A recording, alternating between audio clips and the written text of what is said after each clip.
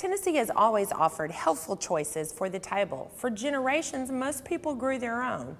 But in recent years, knowing exactly where to locate all that healthful bounty became less obvious. Lisa Shively, a successful Nashville publicist, saw this less as a personal challenge than as a community opportunity. Now with husband Dale Cox, longtime friend and designer Bob Delevantes, and other friends and colleagues met through the music business, she designs and distributes an amazing seasonal tabloid known as The Local Table, a truly helpful and definitive guide to all of Middle Tennessee's farm, foods, and agricultural goodness.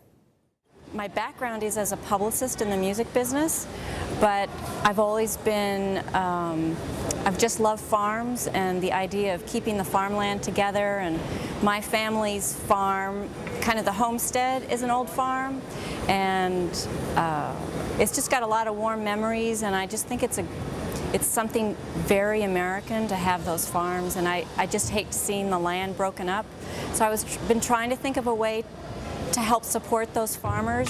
When Lisa approached me about the magazine, she described the whole, what her mission was, and she wanted to let people know about the farmers and get them connected. That's what my job's always been as a publicist, is to make the connection between the consumer and the music that I love. And so this was just inserting music that I love with the farms that I love, so.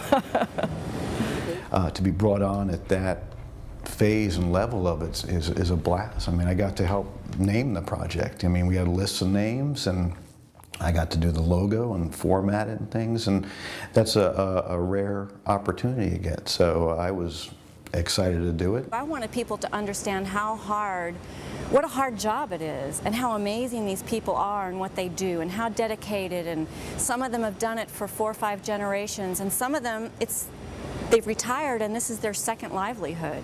So it's just all these really interesting people doing fascinating things, but if you just have a listing, you don't really get that sense of the people behind it. So I wanted to combine the listing with a magazine format and the editorial.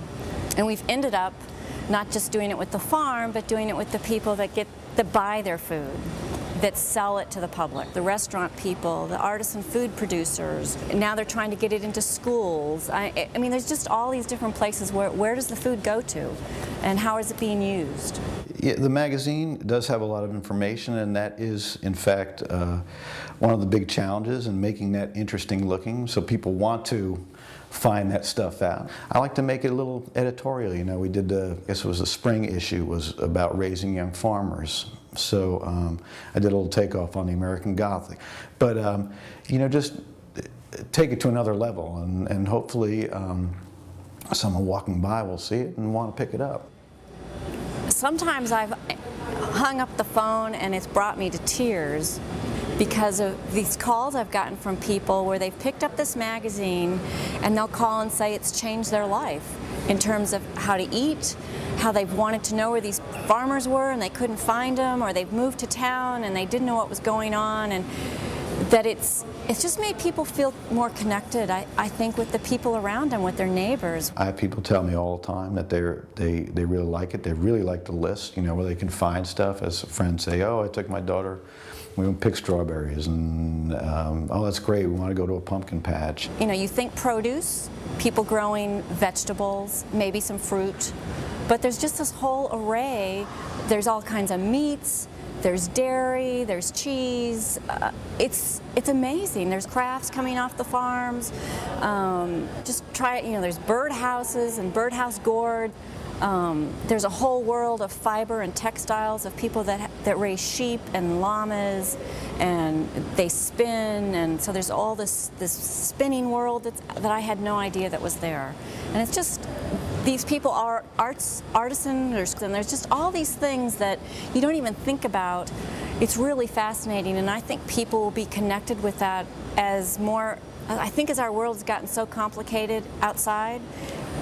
It's much easier to handle to become local and find out what's going on in your own backyard. It's not only an economic choice, but it's a better community choice. It makes you feel more connected to your neighbors. It brings this regionality to everything, right down to, a dish or a flavor of things. I think we lose a lot of that when, you're buying all this produce from this state or that country, and it's all coming. You know, there was a regionality to dishes, and I think that's a really cool thing. You know, you come to that place to get that, and now people are starting to do that again. So I think that's a good thing.